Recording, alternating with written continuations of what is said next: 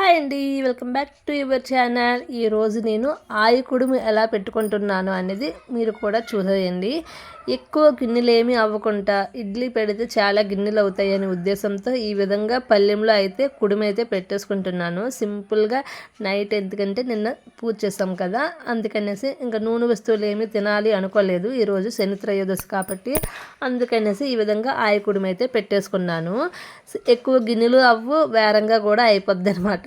ఇక్కడ ముందుగా stove on చేసుకొని ఒక కళాయి పెట్టుకున్నాను. దాంట్లో వాటర్ వేసేసి దానికి తగ్గట్టు పళ్ళెం అయితే చూసుకోవాలన్నమాట. ఇంకా రుబ్బు అయితే వేసేసాను ఉప్పు కలిపేసి. ఇంకా ఒక 20 మినిట్స్ ఉంచామనుకోండి, పర్ఫెక్ట్గా కుక్ అయిపోద్ది అనమాట. ఇంకోటి ఈ విధంగా అయితే ఆయి కుడుము అయితే ఈరోజు పంచదార వేసుకొని అయితే ఈరోజు మా డిన్నర్ అయితే కంప్లీట్ చేసాము.